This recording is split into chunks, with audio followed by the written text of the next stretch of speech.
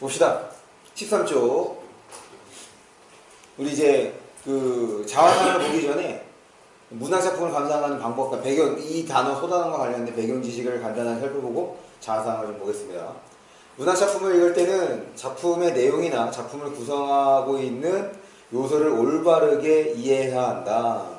그리고 이제 시인 거니까 우리 중학교 때 시의 3요소라고 해서 배운 게 있는데, 물론 기억이 안 나죠? 우리 시의 3요소? 오? 맞아.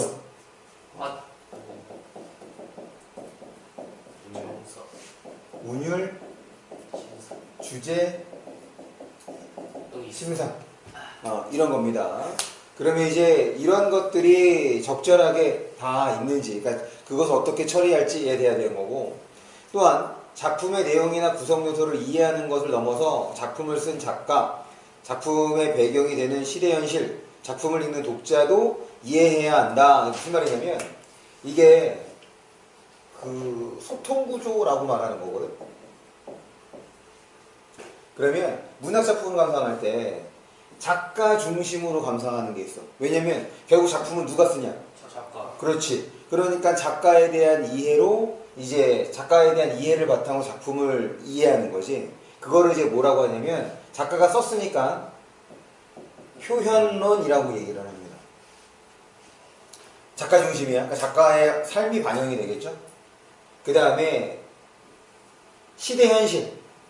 시대현실이 작품에 반영돼. 그래서 이제 어떤 역사적 배경이나 사회적 배경으로 접근하는 것. 이거는 반영론이라고 얘기를 하죠. 시대, 현실을 중심으로 보는. 그 다음에 결국엔 이거를 읽고 변화를 보이는 대상이 독자잖아. 그래서 독자가 작품이 독자에게 가치가 있는지 없는지야. 쓸모가 있는지 없는지. 그래서 얘를 효용론이라고 부릅니다. 그러니까 선택지에서 독자, 나 이거 보고 이런 거를 알게 됐어. 나 이제 앞으로 이렇게 좀 생각을 해야겠네. 라고 표현이 되면 독자 중심으로 감상을 하는 거고. 야, 작가가 이런 삶을 살았으니까 작품의 내용이 이런 게 있는 거야. 이거는 표현론적 관점에서 접근하는 거고. 그 당시가 이랬으니까 이랬던 거지. 이거는 반영론적 관점에서 접근하는 거죠. 이런 외부적인 요소 말고 작품 자체로만 하는 것을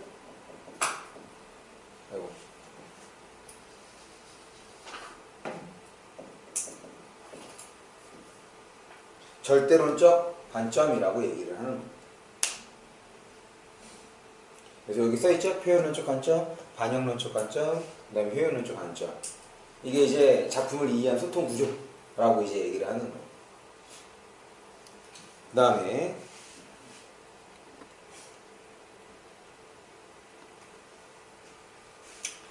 독자는 문학작품을 읽고 나서 감동을 받기도 하고 자신의 삶을 성찰하며 자아와 세계, 이거 어려운 말이네. 자아는 자기 자신을 말하는 거고 세계는 나 외 모든 것들은 다 세계야.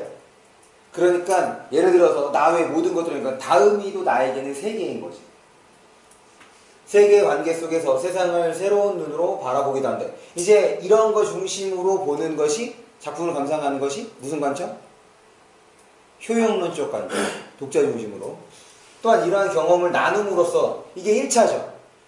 여기까지가 1차야. 그러니까 작품을 읽으면 개인적으로, 그러고 난 다음에는 이러한 경험을 나눔으로써 이게 2차 소통이죠. 주변 사람들과 뭐 토론을 하거나 토의를 하거나 다른 사람과 교류하며 상호 존중감과 유대감이 무슨 뜻이야? 유대감은 우리가 한 팀이다 라고 느끼는 것이 유대감이에요.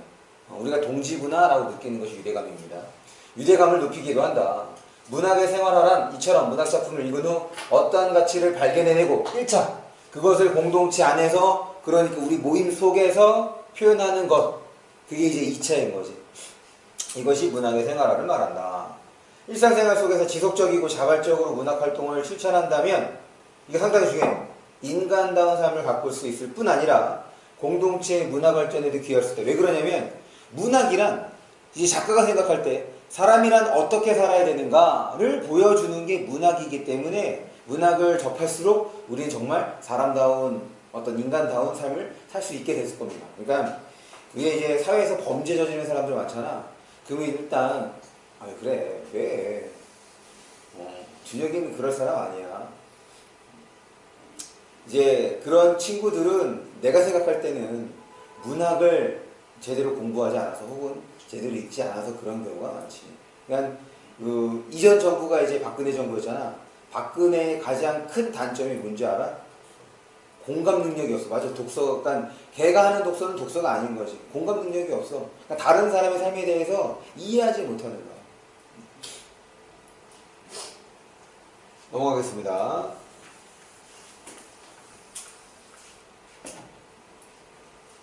그래서 요거를 바탕으로 지금 우리가 어떤 작품을 볼 거냐면 자화상을 볼 거야. 근데 시험 범위는 중간부터 어디까지 가요? 보통? 너네 학교는 순서대로 해서 3단원이나 3단원 중간, 그러니까는 3.5, 3 이렇게 될 거예요.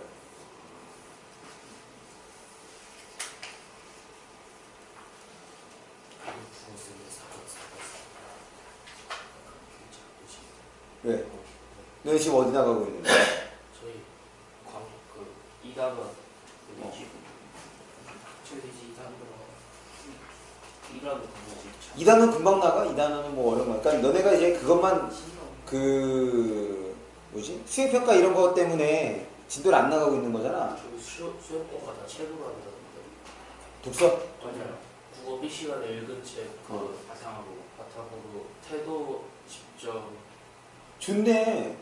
책만 잘 읽으면 되잖아요. 그러니까 다른 거 신경 안 써도 되잖아. 그게 좋은 거야. 그게 국어수행이라고? 그리고 발표도 있고 그게 4개가 있는데 그걸로 다 그래, 그게 편한 거지. 다른 거 안 해도 되잖아. 너무 어려워서 제가 생각했어요. 너가? 이기적 유전자. 재밌어. 재밌어요. 그거 보다 보면 이제 사람에 대해서 야, 저 새끼 저런 거 아니 녹화하고 있는. 저 친구처럼. 저 친구 저런 거 다 유전자인 거구나. 그럼 이제 이게 사실 유전자 얘기를 하면 결국에는 조상력밖에 안 되거든. 그러니까 재밌습니다. 그 이기적 유전자. 봅니다.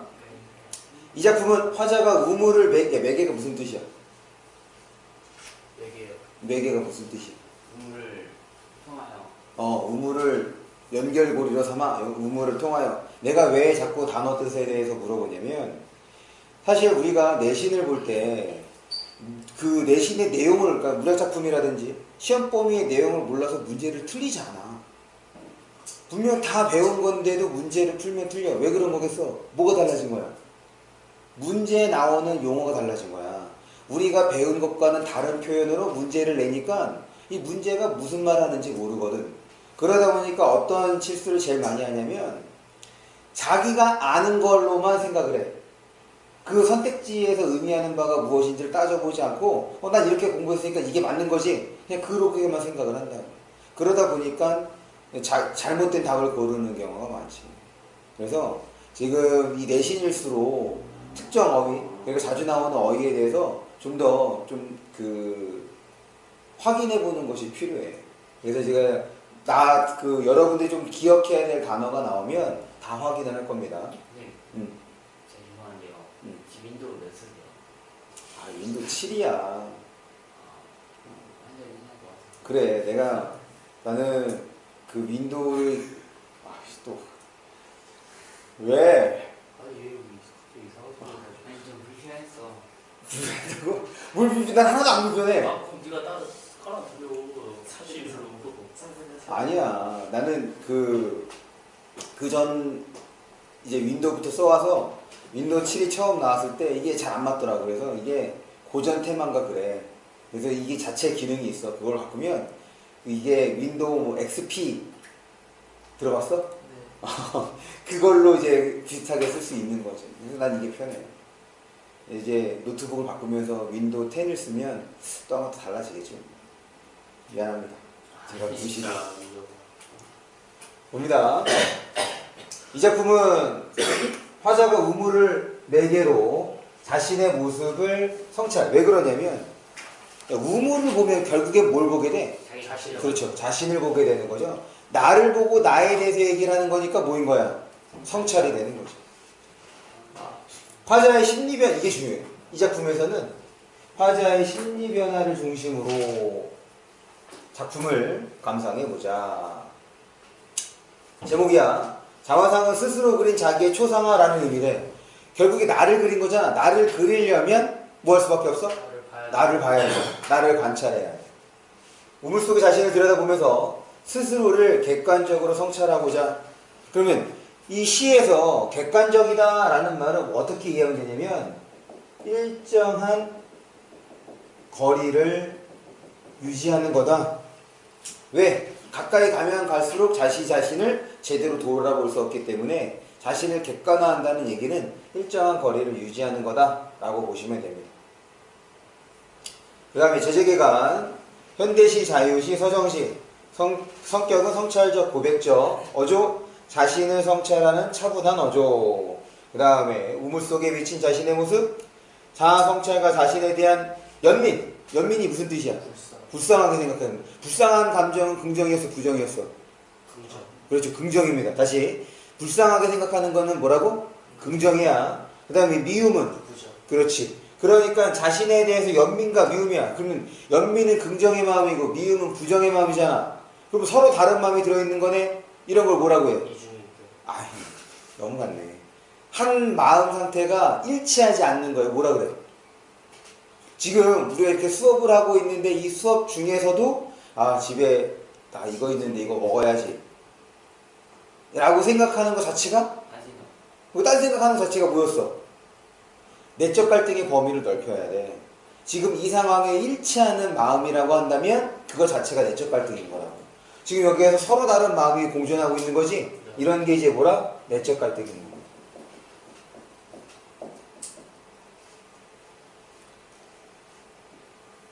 내적 연민과 미움 그것이 어떻게 됐대? 화해했대. 그럼 내적 갈등이 어떻게 됐다는 거야? 그렇지, 이렇게 되는 거지. 됐습니까? 이거를 또 뭐라고도 표현할 수 있냐면 탐색의 과정이라고도 볼 수가 있는 거야. 자아 탐색. 무슨 말이냐면 나를 돌아봤더니 나에게 괜찮은 구석도 있어. 불쌍해. 또 한편으로 봤더니 야 이건 좀 이상해. 잘못됐어.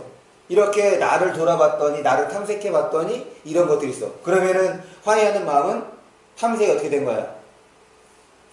그렇죠. 마무리 지은 거다라고 보면 되겠죠. 됐습니까? 그 다음에 평서문을 사용하여 산문적으로 진술한다. 뭐 특별하게 어려운 거 없죠? 그런데 산문적으로 진술하도 얘가 시잖아. 자유시이기 때문에 뭐가 있어야 돼? 내재율이 있어야지. 우리 시에서 운율은 어떻게 형성이 된다 그랬어? 시에서 운율은 그렇죠. 무조건 반복입니다.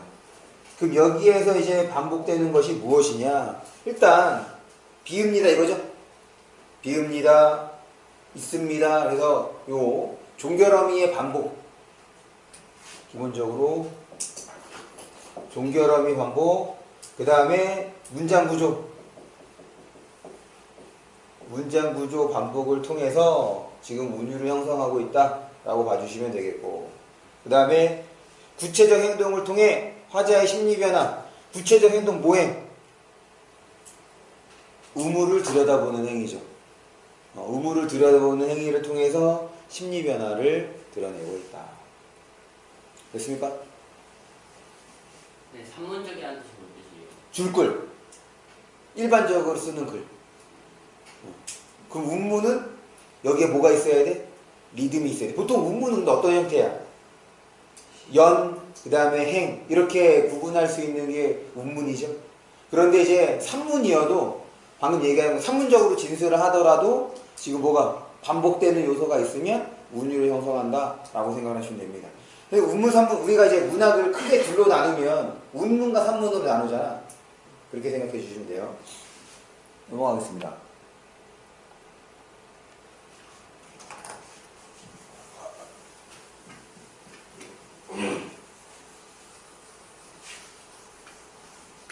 이 작품은 사실 좀 어려워. 산무퉁이를 돌아 논가 외딴 우물을 이런 외딴 우물 홀로 찾아갔대. 왜? 나를 돌아보기 위해서 일단 좀 어떤 거야? 주변과 떨어져 있는 거. 자기를 좀 더 객관적으로 보기 위해서 주변과 떨어져 있는 곳에 혼자 찾아간 거죠. 가만히 들여다봅니다. 우물을 들어본 거죠. 네. 그럴 때 지금 이 부분이 중요해요. 왜냐하면 마지막에 나오는 거 연과 관련해서. 왜 그러냐? 우물 속에는 달이 밝고 구름이 흐르고 하늘이 펼치고 파란 바람이 불고 가을이 있습니다. 지금 우물 속에 비친 주변의 모습을 드러내주고 있죠. 네. 자연물이잖아. 네. 맞지? 달, 구름, 하늘 묶으면 그냥 자연인 거지. 여러 개 나오면. 그런데 여기에 부정적 표현이 있냐 없냐? 없어요. 그러면 있는 그대로의 자연을 드러내줬어. 네. 그러면 아무런 변화가 없이, 뭘까? 아무런 어떤 안 좋은 요소가 없는 상태인 거니까 이게 바로 뭐냐면 평화로운 상태거든. 그럼 긍정이야, 부정이야? 긍정. 그렇지. 다시. 자연을 제시할 때 부정적 요소가 없으면 무조건 뭐라고 생각하면 돼? 긍정으로 생각하면 돼. 됐습니까? 네. 그러니까, 여기에 평화롭고 아름다운 우물 속 자연 풍경. 아름다운지 어떻게 알아? 그런데 지금 아무것도 표현이 안 돼 있어. 그냥 있는 그대로의 자연을 표현했다. 평화로운 거야. 그러니까 여기다가는 좋은 의미를 붙여주면 되겠죠. 이게 왜 여기가 중요하다고 얘기를 했냐면, 봐봐. 그리고 한 사나이가 있습니다. 야, 지금 우물을 봤어. 우물의 풍경 얘기해주고, 결국엔 이 사나이도 누구를 말하는 거야? 자신. 그렇죠. 이 한 사나이는 화자 자신을 말하는 거야. 그런데 왜 한 사나이라고 표현을 할까? 마치 자기가 아닌 것 마냥. 그 관점을 달리하기 위해서. 그게 뭐야? 여기서 이제 아까 뭐라 그랬어? 객관적인 거지. 이거 뭐라고 해? 우리 개념어 시간에도 봤잖아. 객관화. 자기 자신을 지금 나라고 표현하지 않았잖아. 네. 마치 다른 사람인 양 표현했으니까 화자 자신을 객관화하고 있다고. 왜? 성찰하려고. 자기 자신에 대해서 성찰하려고 지금 한 사나이라는 표현을 통해서 객관화한 겁니다. 한 사나이가 있습니다. 어쩐지 그 사나이가 미워져. 잘 안 나오네.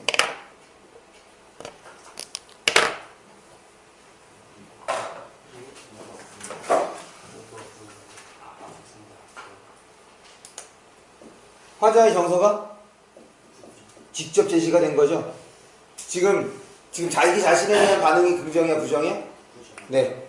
지금 미워져 라고 얘기했으니까 부정인 거예요. 이게 왜 2연하고 3연이 중요하냐면, 봐봐. 풍경 어때? 긍정. 긍정이야. 그런데 그 풍경 속에 있는 사실 나지? 네. 그럼 나에 대해서 어떤 반응이야? 부정. 그러면 이 풍경하고 맞아, 안 맞아? 맞아도. 그래서 분리한 거야. 다시. 지금 여기에서는 풍경은 긍정이야. 그런데 자기 자신에 대해서는 부정이야. 그럼 어때? 조화롭지 못한 거죠. 조화롭지 못해서 뭐 한 거라? 분리한 거라고. 그래서 여기서 지금 풍경과 자신이 조화롭지 못한 거야. 그래서 분리한 거고, 그래서 자연과 자신이 대조 혹은 대비되는 거라고 할 수 있지. 그래서 6년이 중요한 거야. 지금 6년 봐봐. 일단 적어보십시오.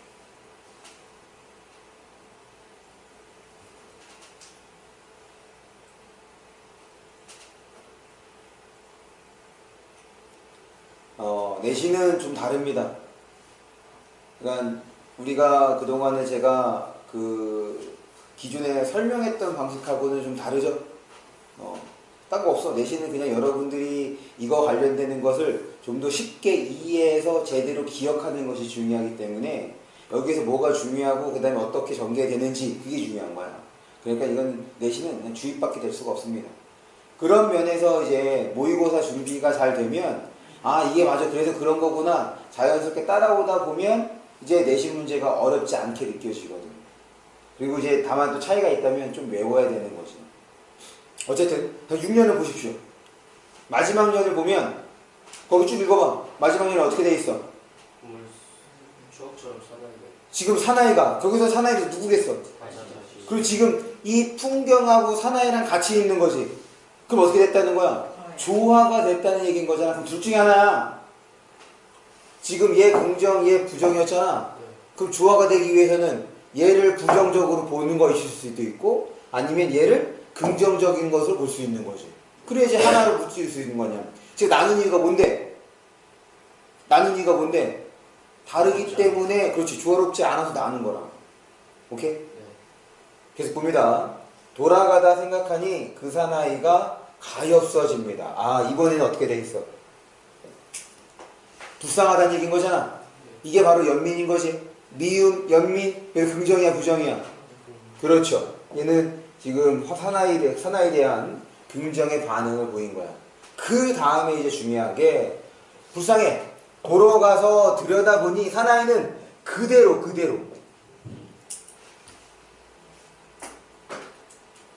그대로라는 얘기는 지금 이연에서 봤던 모습하고 달라진 게 있어 없어? 없어요. 달라진 게 없어. 그럼 어떨 것 같아? 그럼 똑같으니까 또다시 뭐지? 그렇지 이렇게 되는 거야. 그대로니까 뭐야? 가다 보니까 아씨 그래도 난데 미워도 다시 한번 가서 봤단 말이야. 그런데 전과 달라진 게 없네. 그러니까 어떤 거야? 미워지는 거죠. 넘어갑니다. 네.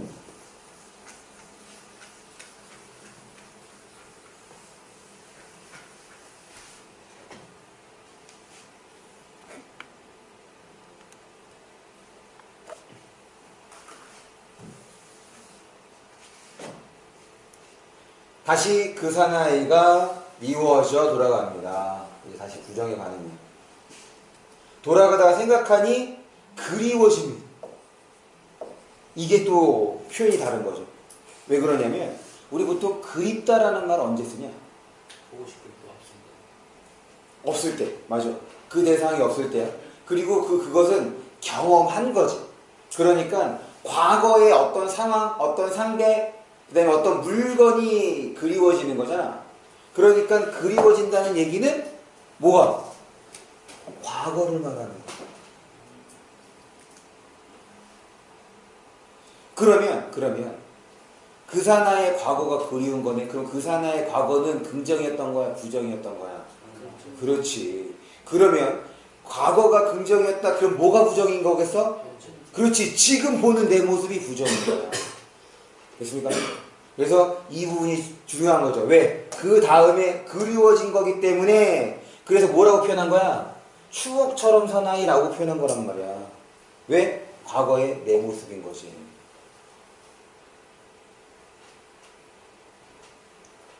지금 시대적 배경이 뭐죠? 일제강점기야. 그러면 과거는 뭐였겠어? 일제강점기가 아닌 시대였겠죠? 그럼 그럴 때는 어떻겠어? 자기가 하고 싶은 대로 다 했을 거 아니야. 자기가 꿈을 이루기 위해서 열심히 노력도 했을 거고. 그런데 이런 시대 현실이 바뀌었어. 그러니까 지금 이런 상황에서 내 꿈을 쫓자고 내 꿈을 따르자고 시대 현실을 무시할 수가 없는 거지. 그런 현실에 나의 모습이 보이는 거야. 거울을 눈으로 들여다봤더니 지금 이도 저도 아닌 그냥 살아가는 모습이 보이는 거죠. 그게 눈에 띈 거야. 그러니까 지금의 내 모습에는 만족할 수가 없는 거지. 부정적으로 되는 거고. 그럼 그렇다고 내 자신을 부정할 수 있느냐? 그러면 어떻게? 죽어야지. 그런데 생각해 보니까 뭐 있어? 과거에 나는 괜찮았거든. 그래서 지금 그때 모습을 생각하게 되는 거죠. 그래서 그때 모습은 긍정이기 때문에 결국 어떻게 되는 거야? 그 내가 긍정적으로 생각했던 자연의 모습과 어떻게 조화로울 수 있었던 거죠. 됐습니까? 네. 그러면 됐죠? 이거는 좀 주의해서 봐야 돼. 2년의 반복이야. 맞지? 왜냐면 1년의 반복이라고 하면 우리가 어떤 구성 방식이라고 하죠? 수미상관이라고 하는데 얘는 2년이 나온 거기 때문에 수미상관이야? 아니에요. 수미상관이 아니야. 수미상관이 아님에도 불구하고 구성상 안정감과 균형감을 준다는 거지. 그 다음에 또 뭐라고도 볼 수 있냐면 결국 2년하고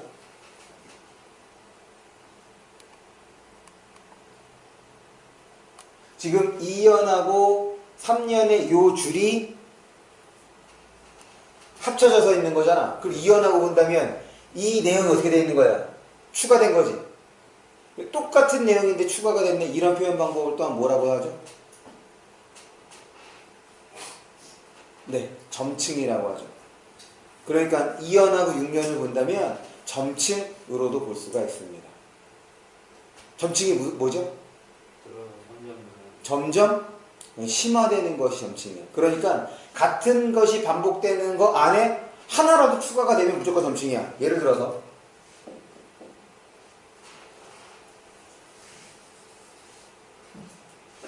간다. 나는 간다.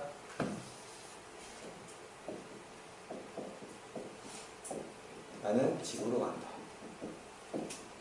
이렇게 지금 얘가 늘어났고 그 다음에는 이게 늘어났죠. 네. 그러면 이것도 이제 뭐가 되는 거라고? 이렇게 점층, 이렇게도 점층, 전체가 점층이 되는 거죠. 그래서 점층은 어려운 게 아닙니다. 계속 봅니다. 이제 다음 페이지에 콕콕 정리 나오죠. 이거 확인하고. 화자의 심리 및 태도 변화. 한 사나이가 미워져 돌아가고, 돌아가다 생각하니 그 사나이가 가엾어지고, 도로가 들여다보니 그 사나이가 미워지고. 그러니까 여기서 반복되는 행위는 돌아보는 행위죠.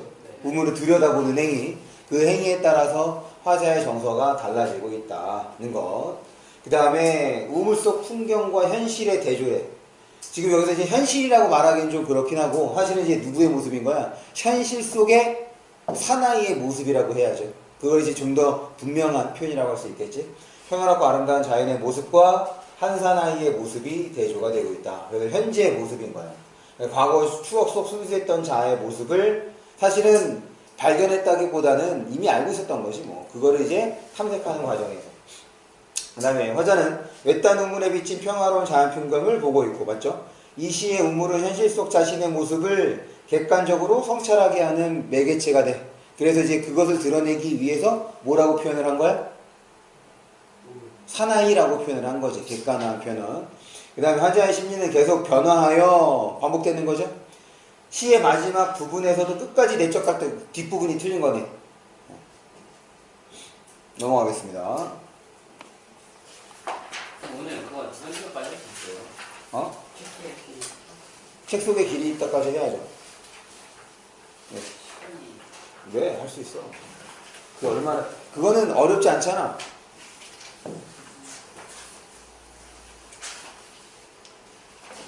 지금 1번은 건너뛰어도 되겠죠? 네. 화자가 보고 있는 우물 속 풍경, 자연물을 지금 나열하고 있지. 나열하는 것은 무슨 표현 방법이라고 해? 열거. 그 다음에 지금 화자 행동, 우물 속에서 보고 돌아가다 생각하고 다시 가서 보고, 이런 행동을 통해서 화자의 자신에 대한 인식의 변화, 자신에 대한 반응의 변화를 드러내주고 있는 거죠. 미움, 연민, 미움, 그리움 이후에는 이제 갈등 해소, 과거에 긍정적이었던 자신의 모습을 발견함으로써 넘어가겠습니다.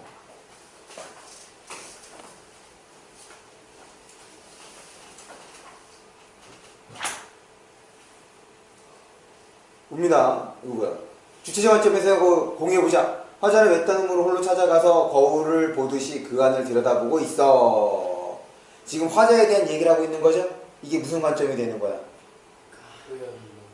화자에 대한 얘기잖아, 화자. 화자는? 그렇죠, 절대로. 작품 안에 있는 거니까. 그러니까 아까 표현론은 작가로 얘기를 해야 되는 거고, 그 다음에 반영론은 시대에 대한 얘기로 가야 되는 거고, 그리고 효용론은 독자에 대해. 그래서 독자는 별거 없어. 뭔가를 알게 되었다, 깨달았다, 다음부터는 그러지 말아야지, 이러면 그냥 다 독자인 거야. 여기에는 이제 그게 아니죠. 화자에 대한 얘기를 하고 있으니까. 그 다음에 윤동주 시인의 시에는 그 윤동주 시인 얘기하지. 그럼 얘 뭐가 되는 거야? 그렇지. 얘는 표현론적 관점으로 접근을 한 게 되는 거죠. 그렇죠? 그 다음에 아까 유의하자고 했던 거, 수미상관의 구조는 아니긴 하지만 뭐다? 안정감을 준다는 거. 점층법도 생각해 볼 수 있는 거지. 그 다음에 이 시의 창작 시기가 일제강점기란을 고려했을 때 이건 어떤 관점인 거야? 반영론. 그렇죠. 반영론적 관점이 되는 거야.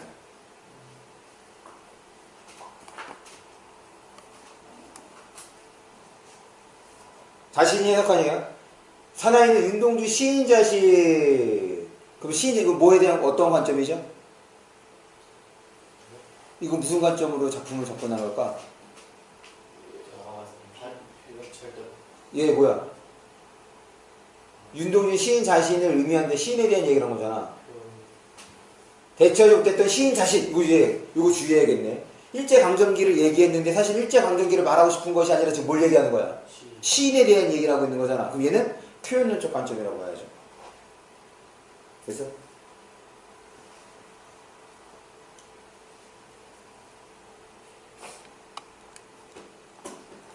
넘어갈게요. 여기는 했습니까? 어린 왕자? 어? 이거 발음 동생 뛰어넘어. 넘어갔어? 나도 넘어간다. 네. 어.